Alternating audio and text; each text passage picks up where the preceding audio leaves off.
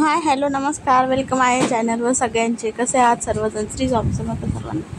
तर आज मी तुम्हाला छान अशी पारंपरिक गणपती बाप्पांच्या आवडीची रेसिपी बनवणार आहे.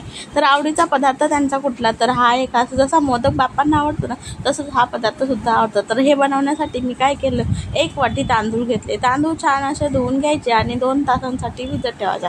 तांदूळ धुवून स्वच्छ काढून घ्यायचा आणि मिक्सरला अशा पद्धतीने वाटण करून घ्यायचं. त्याच्यामध्ये आपण टाकायचं 1 वाटी गुळाला पाऊण वाटी 1 वाटी तांदूळ तर 1 वाटी तांदळासाठी आपण पाऊण वाटी गुळ असं प्रमाण घेतलं होतं. छान असं वाटून घेतलं त्यात. आणि मंडळी त्यात 1 वेलचीसुद्धा टाकायची, त्यामुळे खूप छान अशी चव येते.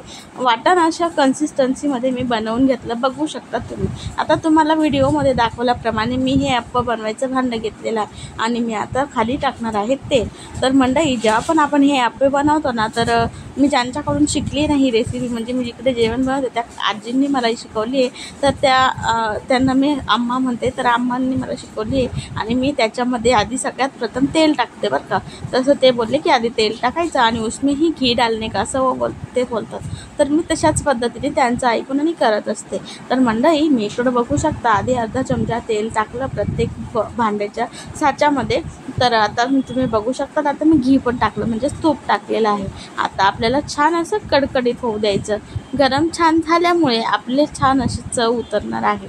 आणि अप्पं बनवायला मेन गोष्ट काय असते बघू शकता. अशा पद्धतीने माझं तूप छान असं गरम झालेलं आहे. तर आता मी त्याच्यामध्ये जे आप्यासाठी बॅटर बनवलं आहे ना गोडवालं, ते टाकून घेणार आहे. वा, किती छान असे मस्त जाळे पडलेले आहे, तुम्हीसुद्धा बघू शकता. तर आता असेच करून आपण एक करून आप्पे बनवून घेणार आहोत. तर त्याच्यासाठी प्रत्येक याच्यामध्ये आपल्याला अशा पद्धतीने अगदी भरून असं टाकायचं नाही आहे. तर त्याच्यासाठी आपल्याला अगदी व्यवस्थितपणे अर्ध म्हणजे टाकायचं आहे. बघू शकता, आपल्याला फुलू देण्यासाठी थोडी जागा पण, कारण हे फुलणार आहे.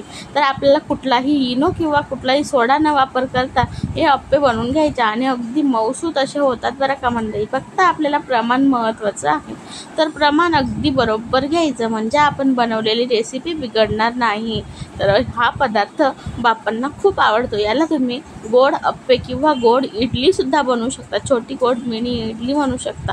तर बघू शकता तुम्ही तुमच्या डोळ्याने किती सॉफ्ट असे झालेलं आहे, मी तुम्हाला दाखवलेलं आहे. आणि जाळी तर अप्रतिम भन्नाट. कलर पण बघू शकता किती सुंदर पडलेला आहे. आणि व्हिडिओमध्ये तुम्हाला दिसत असेलच किती छान असे फ्लफी झालेले आहेत. तर ते मग तुम्हाला हा व्हिडिओ कसा वाटला कमेंटमध्ये सांगायला विसरू नका. माझा व्हिडिओ पूर्ण बघितल्याबद्दल तुम्हा सगळ्यांचे खूप खूप धन्यवाद. असेच माझे नवीन व्हिडिओ पाहण्यासाठी चॅनल सबस्क्राईब करा. धन्यवाद.